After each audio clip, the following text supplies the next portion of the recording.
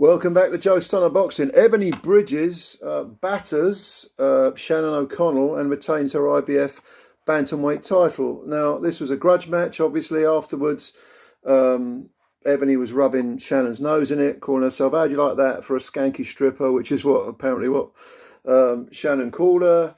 And yeah, Ebanie looked good in this fight, but she is, Eddie Hearn said afterwards, she's deceptively good, and I think that's a good way of putting it. Because Ebanie don't show a lot of finesse and she doesn't show a lot of skills, really. But she shows immense heart and she can jab when she chooses to. She just likes to have a good old punch-up. And she's tiny. She's like 5'1". When she was being interviewed with Hearn afterwards, Hearn, I think, 6'5". It's a joke. I mean, you're talking, 14 inches difference in height. Ebanie's, you could barely get them in the same, excuse me, in the same, shot on the camera. But let's talk about the fight. Obviously, the first round belonged to Shannon O'Connell. She came out, good sharp punching, seemed to be picking her punches better and actually knocked Ebanie off balance with her right hand. And it looked as if momentarily Ebanie was hurt. But I think if there's a mistake that Shannon O'Connell made in this fight is that she just didn't jab. Maybe that early bit of success, she thought, okay, I can match her for work rate, for toughness and for industry, for the amount of punches thrown. But it weren't like that, because even though if you saw them on the scales, you would think Shannon was the bigger woman, she's certainly taller and will therefore be using her, not just her physical, she wouldn't just be physically stronger, she'd be choosing to jab and use the range and try and control the distance. Not a bit of it. She decided she's going to have a row with Ebanie. That's a bad mistake, because Ebanie Bridges she's like this little threshing machine. She goes forward. And she's not scared of getting hit. And she was getting hit with some good punches from Shannon. But they weren't having much of an effect. And when Ebanie was landing, it's noticeable that Shannon was feeling them. She did have that look on her face of a woman who was like, yeah, I don't need to take too many of those. Now, in the third round, it was more of the same in the sense of, a fight. Not much jabbing at all. In fact, no jabbing really. Just an up-close and personal phone box war. The right tactic for Ebanie, the wrong tactic for O'Connell. Definitely the wrong tactic. And sure enough, O'Connell's on the floor from a big right hand. She looks over at her corner, doesn't look very confident. It's not like she was going to stay on the floor. She gets up, but there is that air of, I'm not enjoying this. And Ebanie goes after her. And then it's just a case of Ebanie Bridges outworking Shannon O'Connell. The air I got was that Ebanie wanted this fight more. Okay, she just seemed to want it more, and Shannon was looking to land the more accurate, harder individual punches, but she wasn't allowed to. And again, I get back. I mean, I'm repeating myself here, but Shannon O'Connell, without that jab, it's strange that she just completely neglected the jab, even when it became apparent after 3 rounds, after being on the floor, that Ebanie maybe she thought Ebanie was going to run out of steam. I don't know. But you'd think Shannon would think, okay, I'm going to regroup here and I'm going to go back to the jab and ping the jab, bang, bang, bang, and try and control or contain Ebanie. But she didn't do that. She just allowed Ebanie to come straight in the front door. There was nothing waiting for her. Bang, bang, bang, constantly being outworked. Ebanie, reckless, flailing away, scuffing, falling in, lots of holding. I think at one point she was warned by Howard Foster, by no means my favourite referee, but he didn't do a bad job on this one, I suppose.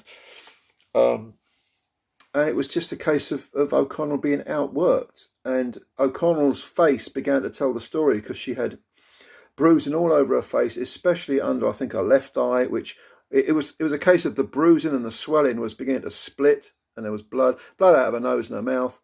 Ebanie had a slight abrasion underneath her right eye. It was a bit discoloured, but not really a big deal, And then by the 7th or 8th round, you thought, well, by the 7th round, you were thinking, okay, this is a case of, is O'Connell going to make the distance? And she didn't, because in the 8th round, again, Ebanie was able consistently throughout the fight to get O'Connell on the ropes and then unload. She did the same thing, non-stop. A great engine on Ebanie. I mean, she's got a great engine. landing combinations, 1-2. Sky Nicholson did she made a few comments during the commentary. She wasn't actually doing the commentary, but they asked her, what do you think? And she was saying that Ebanie can't miss with a straight 1-2, and she couldn't. She just couldn't. I mean, O'Connell didn't do anything in terms of defence. She didn't do anything in terms of trying to control the fight, control the distance. It was just a case of, this is a slugging match, a war. I'm in it. I can't get out of it. And on the ropes in the 8th round, again, O'Connell found herself under severe pressure.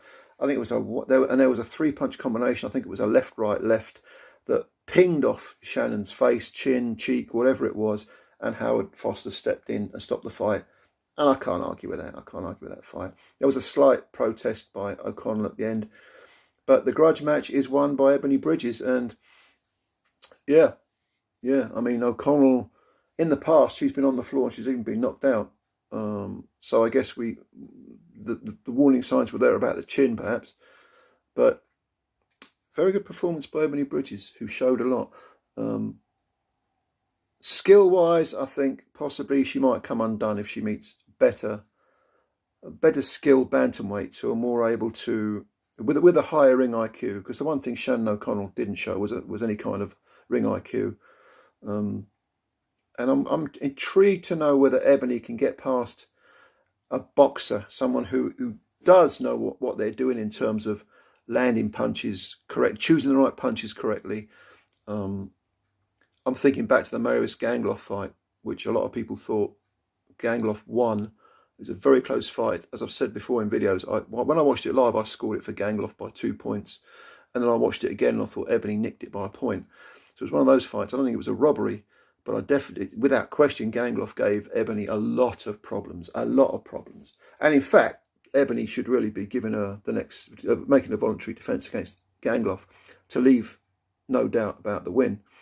Gangloff, when you look back on it, probably deserves the win. She probably deserves the fight against Ebanie for the title. Why not? Why not? There aren't that many female bantams in the world, so give her the fight. Give her the fight. But yeah, good fight, decent fight, lots of action as we see with these 10-2s. You know, these 10 2-minute rounds, lots of action, phone booth warfare. Ebanie Bridges wins it. Can't argue. She did it fair and square. Well done to Ebanie. Bad luck to Shannon O'Connell. Ebanie was rubbing her nose in it afterwards about the comments that she'd made. But yeah, it's all bells and whistles. It's all playground crap in it, really. But good luck to Bridges. Onwards and upwards for her. Gangloff, 39 years old, might retire now. I don't know. Maybe she won't. Maybe she'll carry on. You know, she's not a bad fighter. Not too bad. But I think when the going gets tough, she sort of runs out of ideas. There wasn't a lot of variety there. But anyway, did you see the fight? It was on the undercard of the Josh Warrington fight and on DAZN. Go and have a look if you're interested. Thank you for your time, as always. Hit the subscribe button if you're new. Just hit it. It takes you a second, costs you nothing. Hit the subscribe button. Like the video if you liked it. In fact, any button you see, hit it. Why not? It's Saturday night. Give it a go. Anyway, catch you later. Thanks for watching. Bye-bye for now.